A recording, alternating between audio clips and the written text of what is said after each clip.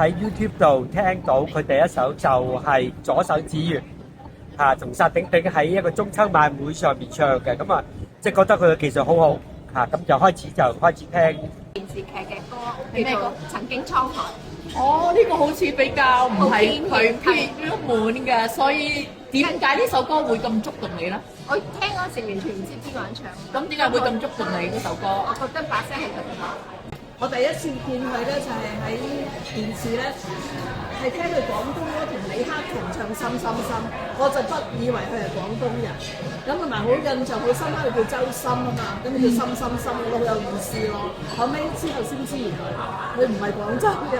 唱《天下有情人》嘅時候認識嘅，係聽過好聲音啊，好聲音嗰陣我就認識咗佢啦。咁嗰時啲歌好吸引我啦，同埋尤其是唱其他鄧麗君呢啲歌啦，好我就聽到佢嘅聲音好多，就睇住嚟啦。跟住我睇佢好多嘅綜藝，咁佢好有獎啊，同埋佢聽完佢嘅歌好 relax。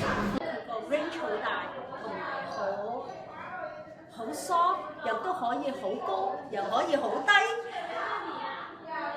It's amazing！ 佢嗰個綜藝節目又好 Q 啦，好 energetic。我見到佢好開心。我又好中意聽佢唱 opera 嗰啲歌，同埋佢清唱係好精靈，好啲小精靈咁。It's really sweet。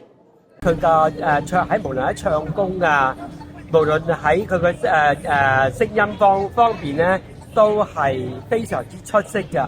我自己覺得佢即係如果係淨係喺唱歌呢方面咧，佢甚至可以係一個國寶級嘅。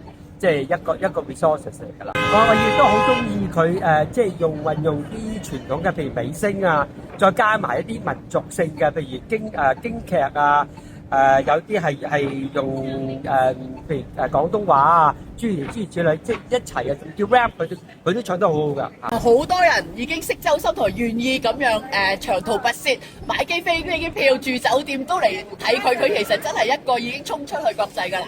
咁一齊講聲周深加油，周深加油！祝周深演唱會順利成功，加油！不忘初心，繼續努力，最緊要健健康康。